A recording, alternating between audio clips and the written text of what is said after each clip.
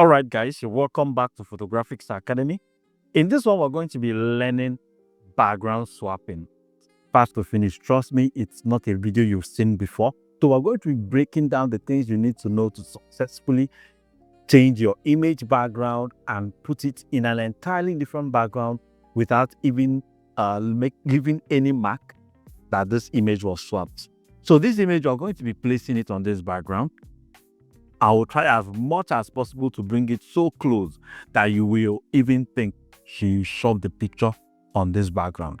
And that is what we're going to be doing in this video. So whenever I want to start changing the background of my image, the first thing I always do is to make sure that the image I'm changing and the background I'm changing have equal space. So what that is going to help me do is that it's going to help me avoid losing my background to scales and expansion. So for example, this image, I want to change the background. If I try cropping it by 4:5, you'll notice that it's not up to 4:5. So I will sacrifice losing some area and keeping some areas. Or better still, I can now decide to expand it and have some borders there. But because we now have what is called content aware up here while cropping your image in Photoshop, that makes the work easy. So what I always do is that I crop my image to the size I want, and I also go and crop my background to the size I want, so that by the time I put the both of them together, it gives me a good result. So now I will try and crop this image. I can even give it more space, but I'll crop it from here for now. So once the cropping is done, I will also move into my background, repeat the same process. Okay, so push this lovely off here and press OK as well. Beautiful. So we'll have our background cropped out and spaced out. The same thing on our image. So the second thing, or the second step we need to do, is to separate our image from our background. It's always very, very important that you do that. And I like doing that separation without my layer mask. Of course, if you are using layer mask, there are ways you can go around it. But I like going around it one of the simplest ways possible, so that even a novice can easily understand it and be able to work with it efficiently. So I'll just make a selection of my object by going to my quick selection tool, go to select subject, and wait for Photoshop to do the job. So once your selection is done, you have to go around to make sure it's modified properly. But I think we'll have a very good selection, so there won't be need for that. Of course, if your own also give you this kind of result, you will still have no need to go around. So I'm going to select inverse and make a duplicate of my background layer. Not by pressing Ctrl J, please. You have to drag and go to this plus icon so that it doesn't cut it off. Or you right click and go to layer via copy. It will give you the same thing. So now I will right click on it and go to layer via cut. So once I do layer via cut, we'll have our object on a separate layer over here. Same thing with our background on a separate layer. So what I need to do now is to pull my object layer, make sure it is above my background layer, so that every other thing I will be doing will have to be happening behind my object, which is the way we need to change our background. So I'll go to my layer, my background layer, then move to the background I want to bring in. Make sure you unlock the layer by clicking on this key logo here, and it's going to unlock. Pick up your move tool and drag it. So the shortcut to your move is V, or you go over to this area, you will see that it's called move tool. Click on it, drag your background over to the image and bring it back in, still holding your cursor down, or you copy and paste whatever way you think, but I think this works for me perfectly. So once I leave it there, I will now try to fit it in. Now, if you look at this image, one of the things you will notice is that the background is not touching the ground and the object is not looking like she's dead, because she's obviously looking bigger than the background. So what do? We have to place our anchor point where we think if she's standing here in real life, where will her neck be. So if this is an outdoor background change, we'll call it the horizon line. So you will use your eyes and ask yourself, if this object is standing here, where will her head or her neck be? That is where you place your anchor point. What is your anchor point? This little dot in the center here is your anchor point. So you can hold your alternate and click anywhere you want it to be and it will come up, or you can just drag it and leave it there. Any of them will do the job. So we'll place our anchor point in the area we want it to be, hold our alternate, come to the side of the transformation tools to the side and just scale it in. When you hold your alternate and you drag this, you scale in. When you leave your alternate, you just make it look bigger. So we want to scale in, so we'll just scale it in like that. Beautiful. Nice one. So once you scale it in, you'll notice that the whole image will start looking like she's there. So look at the background now. The background obviously looks bigger than our object, but we'll still have her where we want her to be. You're not pushing to get her too low to look like the picture was taken from the ground, and you're of course not making her look too tall to look very, very unrealistic. So keep it where we know, all right, so if this was the background this image was shot with, this is where it will be. Now, that is the first thing. The second thing is to begin to match the background and the object. So if you look at our object, you notice that she's entirely abstract on the background, even though we have placed tasks on the background. And why is this so? Few things can be responsible: the color, the lightening, and the shadow. So the second thing I want to do is to match the lightening. To match the lightening, you have to create a black and white adjustment layer. So I can do this with just my eyes, right? But because I'm assuming that a whole lot of persons that are seeing this video right now do not see exactly the way I see, let me show you how you can train your eye. So open your black and white adjustment layer above everything. Once you do that, you will notice one thing: the image or the background will be brighter than each other.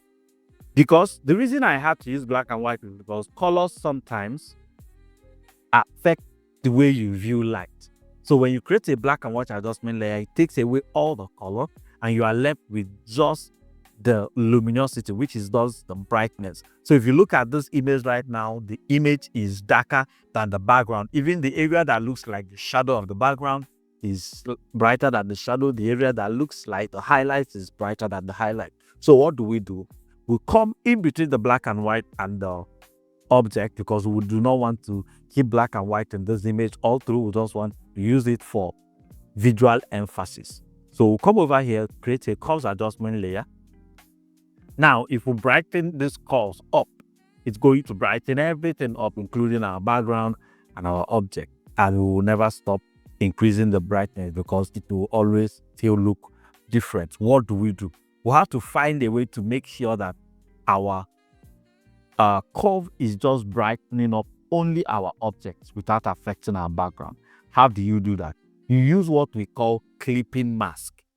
So what does clipping mask do? Clipping mask just tells Photoshop, okay, so I just want you to make sure that the only thing you are brightening up is our object. Do not affect the background. That is just what clipping mask do. And how do you create this clipping mask? It's very, very simple. So if you look at the curves over here, you will notice there is a little box towards the left side that have an arrow pointed down. So that arrow pointed down simply means, okay, so drop it on this. So you click on that particular arrow and it's going to immediately click curves on just the object. So it means only this object should receive the brightness that you pre. Now, if we increase the brightness of the whole thing, you will notice that only our image is getting bright. So now you have to start increasing it until the lightning match. And now we'll have a matching lightning. So if you look at it, the shade of dark in the background and the shade of dark in the dread are almost the same thing. The brightness on her face is matching the brightness on the background. Now, if we turn off our black and white adjustment layer, you will notice that our image is now standing out. This was the before and this is the after. So we'll have a bright image that is matching the brightness of the whole environment and all of that. You can decide to reduce this just slightly, but I think it's slightly too much. Yeah, this is perfect. Or rather, let's keep it the way it is. Now you can delete your black and white adjustment layer. Of course, if you insist you want to get the colors, because the background is obviously a monochromatic color or more like a very grayish color. So if you insist you want to get the colors look the same way, then you have to as well keep your black and white to your object and now start reducing the opacity until you have it looking the same. But that is not what we are going for. I'm not going for a black and white look. We just wanted to match the lighting. And now the second thing, we have to introduce the shadows that will make this look realistic. And how do we do that? We study the shadow in the background and mimic it on our object. So if you look at our image, or rather our background, let me highlight only the background. You're going to notice one thing: all the shadows, especially the ones on the floor, are all falling towards the left-hand side, which means the lightning is coming from the top, which is casting the shadow on the left-hand side. And it's obviously a soft light, but because we have a lot of edges, it makes the shadow to be very, very pronounced, but you are still seeing that the edges are faded out. So this was shot with quite relatively a soft light. So how does this inform what we are doing? So it means that as we are creating our own shadow, we'll create the shadow to also follow the pattern of fall, to fall towards the left-hand side, so that when you look at it, you will think, okay, so everything is falling towards the left-hand side. How do we create that? It's very simple.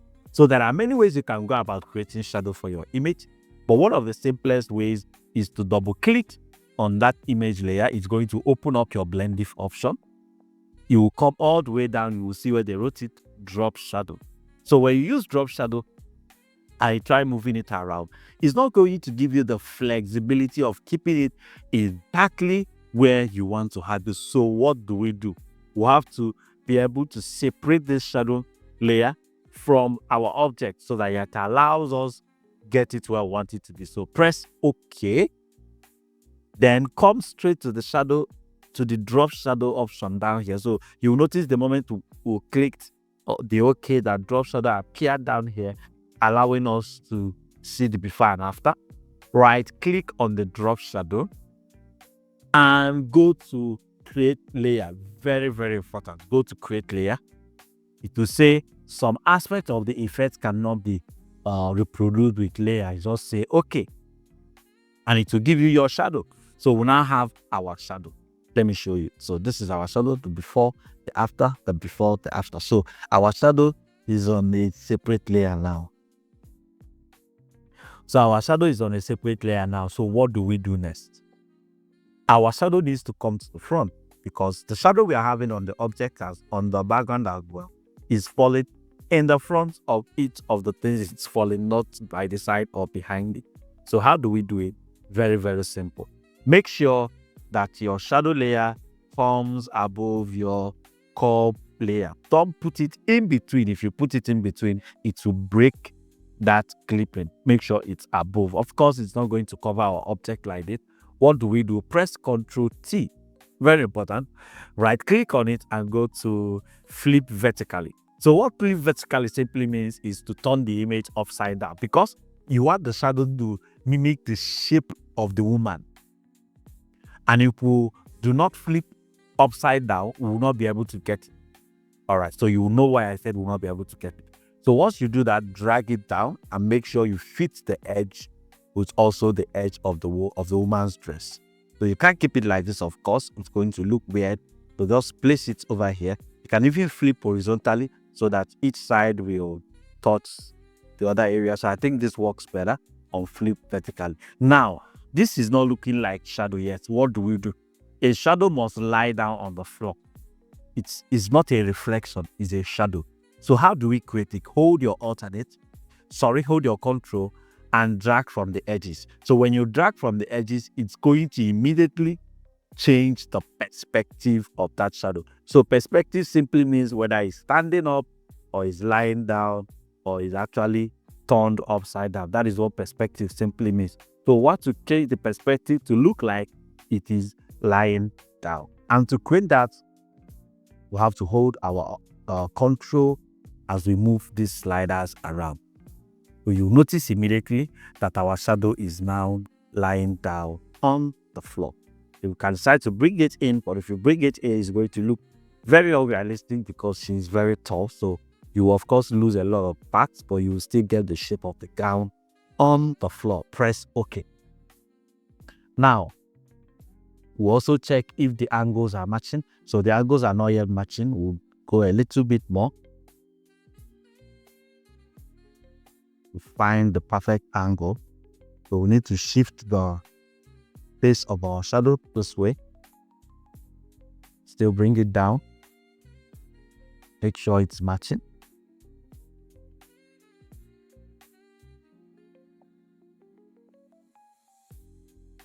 So place it here. Bring this one in. Okay, so the last thing I'll do on this, because I wouldn't want to be dragging all of the whole thing around, but I want to get this in. So I'll turn on my free transformation tool over here and just drag this area there like that. Just the tip like that. And still have my shadow come down where I want it to be and drag the tip there. So press OK. Now we'll have our shadow lying down on the floor exactly where we want it to be. Now the next thing to do is to blend it in. If you look at the whole thing, it's looking weird. It's covering our clothes and all of that. So now we can even decide to push the shadow back behind the dress. So you notice immediately we push it behind the dress, it started looking like a real shadow. So we need to make sure these areas are properly matching very well. Very good. So bring this area in, keep it inside, and push here inside as well. Press OK. So now it's time to blend it in. So if you look at our shadow, it's not as soft as the one we have back here. So how do you make it soft? Very simple. Reduce the opacity, right? Then blur it out a bit. Not entirely, so it doesn't disappear. Just blur it out in such a way that it looks like the shadow. Or even there is another blurring technique. Let me show you. So you can go to your filter, go to blur, go to tilt blur. So what tilt blur is going to allow us is that it's going to allow us blur the shadow just the same way this one is blurred. So if you look at this one, you notice that towards the very tail edge of the whole object is very detailed, dark and sharp. Towards as it, moving away from the object, it's fading out. So let's mimic that kind of shadow. That is the same thing that our tilt blur does for us. Tilt blur, whenever you are working with it, everything within this area does not get blurred at all. It's 0%. Everything above from this particular bar to this particular one moves between 0 to 50%. Then everything outside here receives the full weight of the blurring. So with that in mind, how can we use it? It means we can bring this particular area down to this place. Of course, because it's tilt, we can tilt it. So just tilt the blur like this. Tilt it over. Then bring this area to the place where we do not want blurring at all, which is this area. We don't want here to receive any form of blur. We want it to be 0% blur, but we still want everything outside here to receive blurring, but we do not want it to be as blur as where it will need 0% blur, 100% blur. So what do? We make sure we move this one a bit closer. Yes, like this. So now by increase my blur, you'll notice that all this area will blur, but nothing will happen to this area. But of course, we're not going to be working with that much of the blur. Just keep it somewhere around here. You can push this one a bit closer for a better transition. Or even stretch this one out a bit. Reduce the blur as well. Push this one in a little. And we are good to go. Press OK. So you see the way it makes the image now. So we'll have a blur mimicking the original blur we'll have in the image. At this point, you can even decide to push it up to 100% and gradually bring it down until it's looking okay. Now, one of the things I'm noticing in this image is that at the edge of our gown still has some residue of the original background that we worked with. What do? Just select your image, create a mask for it, pick up your brush, and just use your brush to fix the edge, just like this. That's the only area that needs that kind of fixing. So just fix the edge.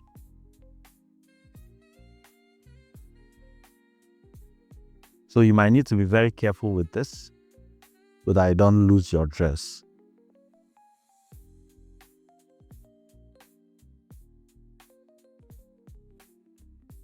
All right, so look at it. We'll have it. So you're noticing that the cloth is now on the floor.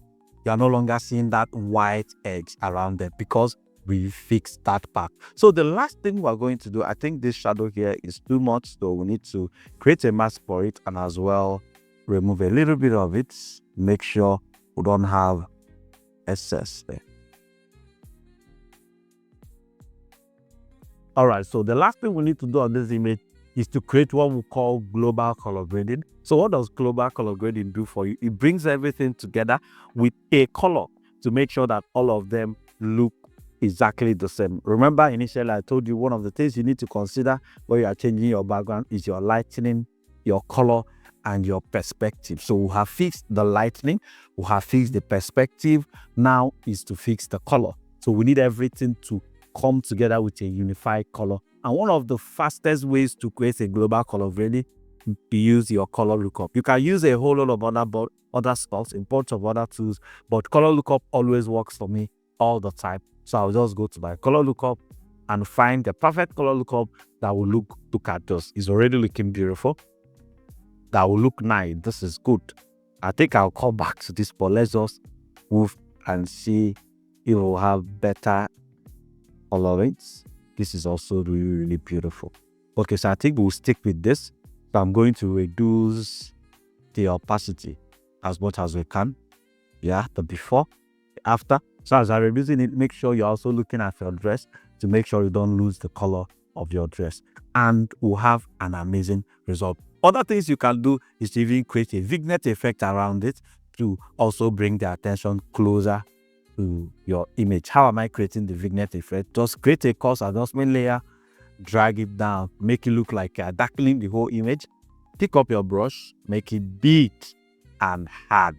So when we say hard, you are seeing the way it's hard. When I make it softer, you'll see the way it's soft. So what I'm doing is I'm holding my alternate, right clicking on my brush to load it up like this. So when you go up, you are softening it. When you go down, they are making it hard. When you go left, they are making it small. When you go right, they are making it big. So we use a big hard brush on our object. So I'll just dab on it with my black mask and boom, we'll have that vignette effect created. But of course, this is looking really, really distracting. What do we do? Just go over to your curves icon here and go back to mask. The properties is going to load up, increase the feather until it's looking like it's not there, but it is actually there. The before, the after, the before, the after. So we can as well tone it down and we are good to go. So this was the image we started with. This is the result we have, the before, the after. Now, the beautiful part of it is that this background that we used here, you are getting it for free. So if you are interested in getting the background, all you need to do is just go to the to the description of the video rather. There you will see the link to our Telegram community where we share these backgrounds and a whole lot of other gifts that we'll give out to our viewers on a regular basis. So just go there, click on the link, join our Telegram community, and you will get access to every single gift we give to our community every single time. Thank you so much for watching. Make sure that you subscribe to our YouTube channel, and if you subscribe, turn on the notification bell to get notified every single time we drop a new video. Until then, see you on the next one.